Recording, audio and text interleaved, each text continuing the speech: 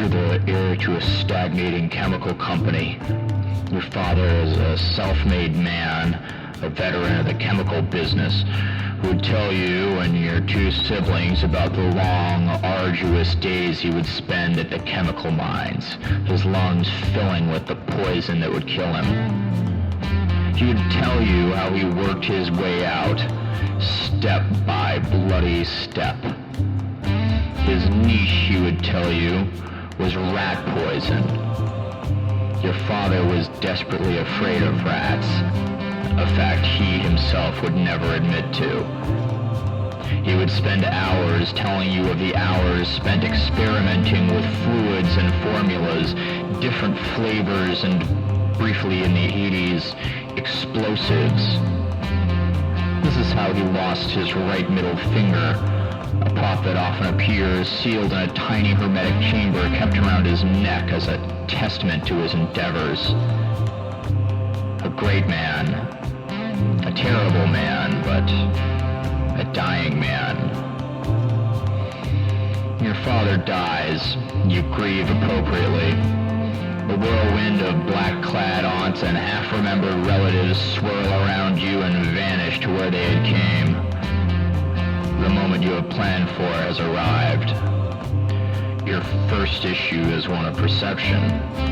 People have a negative association with rat poison, especially between the ages of 18 and 25. Before you can move your product, you need to change the way we think about rat poison. To do this, you hire a crack team of the best minds in perception management. There are a few lawyers from the O.J. case, an ex-senator from Georgia, Donald Rumsfeld, and the ghost of Leo Strauss. They work quickly and develop a strategy in half their budgeted time. They tell you you have a new job. Your new job is to create the illusion that America's rat problem is far worse than in reality. For, as your experts explain, people don't feel that rats are a common problem in their life. You must work tirelessly to change this. You must convince people that the very rhythms of their lives is at risk. They must learn to live in fear of rats and feel a strong sense of persecution. You work quickly, paying celebrities, politicians, public personalities to spread your new truth about America's rat problem. You advertise on TV, online, on billboards, in trains, and rain down in pamphlet form over parts of Appalachia. The response is staggering. Celebrities and talk show hosts describe in vivid terms the invasion of rats that will soon overtake the country. People at home in their small lives sit and wonder when their lives will be touched by this invisible wave. Their fear grows stronger and metastasizes into hate. To aid spread the word, you pull off several off-the-record stunts, paying silent corporate assets to dump large squirming sacks of rats in several high-profile areas around the country. You start spurious internet rumors claiming rats hold communist views, stirring up several right-wing Facebook groups. Rats become fundamentally un-American.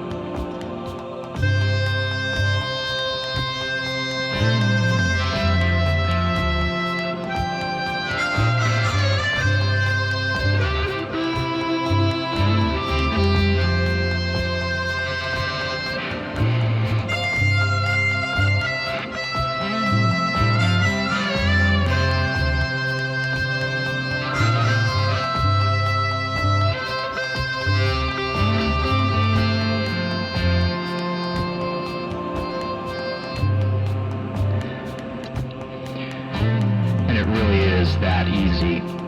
People are so willing to accept hatred as an antidote to fear. The country is chomping at the proverbial bit. The government is even forced to take note, using their not-so-inconsiderable resources to create checkpoints and random house inspections. They probably know none of it's true, but they realize that what people fantasize is far more powerful than objective reality.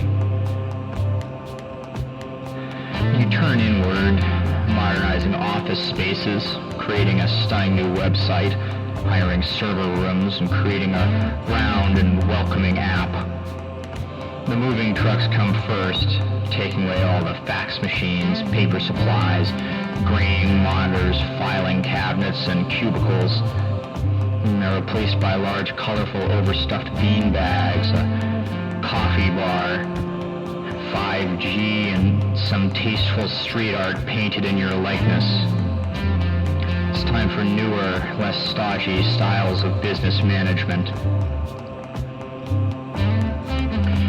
Your next strategy is to redesign your product. You need something friendly and iconic, fresh and disruptive. You fire your old product team and replace them with designers from Apple, Nike, and Jewel. They come back to you with a small, colorful backpack charm about the size of a thumbnail and a round velour plastic circle. It's brightly colored like candy, and its marketability is through the roof, especially between the ages of 16 and 25. And this gives you an idea, and you start pouring money into online influencers, especially those in the fashion world. You promote everything from your personal poisons, large home defense systems, hats, and t-shirts. In a world that hates and fears rats more than ever, your products fly off the shelves. You follow with partnerships, Uniqlo, Nike, Eastman, and a limited drop with Supreme and Kanye West. Now you can't step outside without seeing your merch worn, carried, or sprayed. You can't go in line without seeing teenagers extol your brand into ring lights. You are everywhere, on everything. And around the country, people worship you in their little ways. But there are still more markets, still more consumers. The rat population has taken the turn of public opinion hard. They feel disenfranchised, scapegoated. This, of course, makes them an excellent market. Filled with self-loathing and distrust, rats have begun to turn on each other at record rate. Murder has gone up, as has suicide and junk food consumption. You begin selling rats rat poison. You market it as a self-defense product, and of course, if one rat has lethal capabilities, so must they all. The demand is so high that your extra small personal dispensers sell out in hours. And yet again, they were happy to buy it. Thankful even. You provided a sense of safety encased in a candy-colored plastic shroud.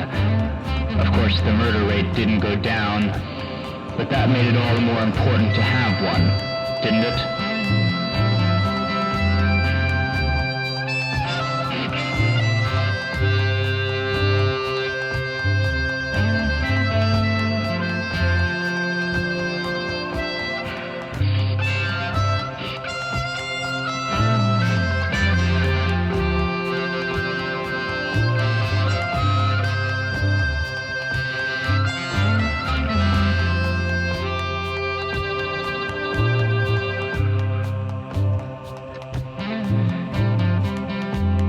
Your production is no longer able to handle the demand you've created. You need new factories, more raw materials, more workers. The raw materials are a challenge. You've been waging a war with several U.S. agencies over your use of rare earth minerals, used as a preservative to ensure your poison will remain deadly for a week. They say its extraction harms the earth, seeing as it can only be found under the oldest of coral reefs, which need to be excavated before the precious gas can be strip mined. It's also incredibly dangerous, requiring miners to crawl or swim through impossibly tight spaces while simultaneously handling explosives. This gives you an idea. You begin hiring rats to mine your minerals, to work in your factories. They're ideal, really, perfectly suited. Their small hands could easily unjam the mixers and reach into crevices to plant explosives. Spaces would need to be adapted. Humans take up a lot of space, and unions dictate they have room to spare, but rats are very small, and unions want nothing to do with them. This means that you are able to make your factories much more space efficient by eliminating walkways, break rooms, most doors, and any seating. Another benefit to their diminutive size is that they require less pay. You figure that a rat is generously an eighth the size of a man, and so their pay should reflect that. Despite this, the rats are happy to have the work, and even thank you for it. Your business is booming. You're one of the top brands in the world in all the markets that mattered, but something still wasn't right. One night you have a realization. You toss and turn as you realize that all you've done is enact your father's dream. True, he could never have imagined this level of success, of domination. But for the first time, you begin to ask yourself, what do I really want? You stop turning up to work. Lawyers and assistants try to contact you, but you're unreachable. You pack a small duffel bag and go into the desert in an attempt to become spiritual. You try meditation, cleanses, exposure, and on several occasions peyote. Nothing seems to make a difference. You become more detached, moving from one luxury therapy to the next. You receive word that your company has fired you. Your house has been repossessed. Car auctioned. You feel these things leave you like weights off your shoulders, and for the first time, staring at the vermilion sunset, you feel free. You start walking, aware of each barefoot step sinking slowly into the warm terracotta sand. The colors of the landscape seem to caress you, seen as if for the first time. You walk into your proverbial sunset. And isn't it a marvelous one? You wonder, as the swirl of colors swirl and take you.